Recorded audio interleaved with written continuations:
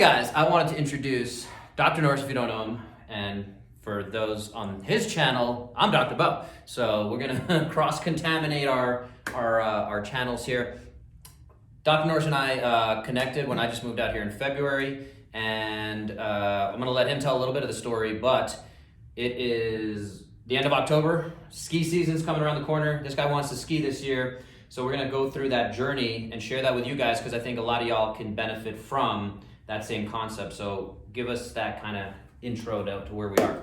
Yeah, absolutely. So I'll share a little bit more about my health history in a second, but ultimately I got back on my ski and snowboard last year after shattering my knee 2 years ago. So I was able to successfully rehab it back to a certain level of sports performance. But what I'm still noticing is some limitations with like explosiveness, still getting a little bit of pain with some of my screws in my shin bone or tibia, and just looking to really advance that and see if I can take it to the next level again.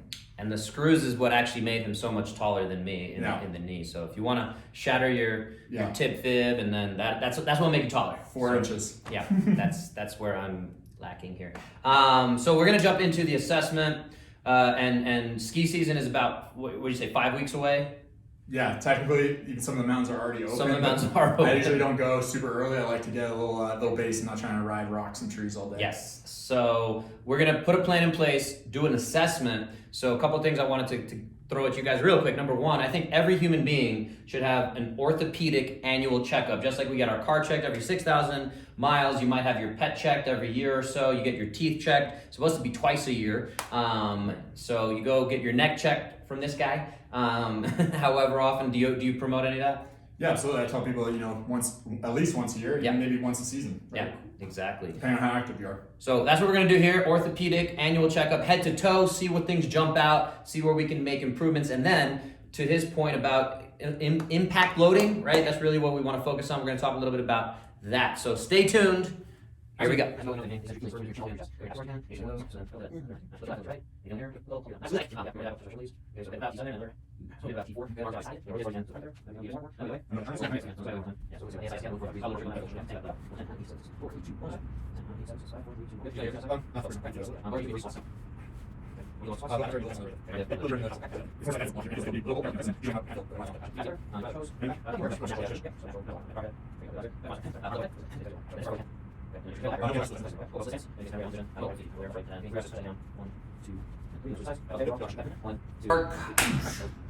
All right, so we're doing as many calf raises as we can. He's counting himself. He's gonna go down as far as he can, full range of motion, and then up as far as he can. 1, 2, 3. Slow it down. 5, 6, 7, 8, 9, 10, 11, 12, 13, 14, 15, 16, 17, 18, 19, and 20. Good. Yep. If you had to keep going, you feel like that was about your max? That was totally my max. Yeah, okay. Yeah. So for those watching at home, we generally want to cap it at 20. If you can go past 20, we can continue a conversation and go down some different paths of assessment. But let's try that left side. 1, 2, 3, 4, 5, 6, 7, 8, 9, 10, 11, 12, 13, 14. Okay, yeah, that's 14. Okay, so we got 14 there. You all right to keep going with the test? Yep. Let's keep the camera rolling. Let's have you stand up here, facing back toward the camera. We're gonna do a heel tap. So you're gonna reach out and tap your heel down. We'll do 1 or 2 per side, nice and slow, so we can see what's happening. So I'm looking to see what's going on at the knee. Is there wiggle, wobble, and then other side? I think we got enough of what we needed to see there. 2. Again, I'm trying to see if that knee is collapsing in mainly. Good. Feel all right? Yep. All right. Then we're gonna do a drop jump. So you can lean and kind of hover your right foot over. Yep. And then you're gonna jump and land with both feet. There you go. Good. Let's do 2 more like that. Just so we have a little sample. You can lead with whatever foot you're more comfortable with. last one. Good. And now, if you're up for it, we can start with the right foot. Same thing, but you're gonna land on your right foot. Okay. So lean down and then drop. Yep. Good. That's good, yep. Gotcha. All right, good. So you guys watching at home, anything obvious jump out between the left and the right. So we're looking for obvious things, should be obvious to him, to me, to you. And then we want to see if we can start changing some of those things. All right, so those are all the tests we're doing here. And we'll cut it there. Hey guys, we're continuing our assessment with Dr. Norris. He's here on the table, but he looks shorter finally than me for once. So we're looking specifically at hip internal external range of motion. We kind of saw it on the global trunk rotation, right? There was some imbalance there, so I want to get a little bit more sense of where we're at. I'm just going to bring his knee up here. This is left knee, and I'm going to external rotation, trying to keep the thigh bone, femur in line, and a little limited there, a little tight end feel for the capsule. I'm going to call that, I don't have my goniometer out, but that's okay. I'm going to call that about 45 degrees, which is okay. It's not bad. And then going into internal rotation. All right, you get a little pinch in there. So he's shaking yes. Can't see it on the camera. And I would say this is close to 25 to 30 degrees eyeball range of motion. And he's getting that pinching on the inside. So a little bit of an impingement. So we just want to see if we can focus on keeping that healthy and continuing to open up that hip joint there. So right leg, external rotation. So a little bit more than the left. That should be pretty obvious for anyone watching. I'd call that close to 70 degrees. And then internal rotation. Oh boy. Pinching also. Yeah, he's not happy there. And that's barely 10 degrees of internal rotation there. Very little motion. And again, very tight end range and that pinch. So what does that tell us? We need to keep working on opening up the hips. The more of that capacity we have, the more of that control we have, that's going to make us better athletes, so you don't fall off your bike, because that's all about hip control, right? And then in terms of skiing, though, specifically, right, you need a lot of hip control. Having more access to deeper, longer, bigger range of motion should give us a little bit better ability to accommodate and adjust to hitting certain different parts of skiing, snowboarding, whichever sport you're doing. You're doing skiing. Both. He's doing both. So more fun to be had. All right, guys, summing up some of the assessment and what we're doing moving forward, I'm going to let Dr. Norris here kind of give his take on what we just did and where we're going. So go for it.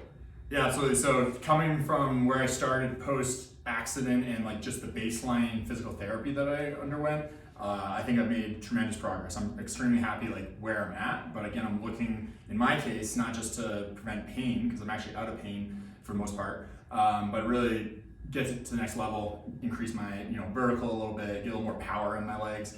One thing I noticed, the left calf, obviously still being weak with the assessment. My left knee still felt pretty wobbly, jumping off there, so that'd be something I'd like to improve, because that's just asking for an injury.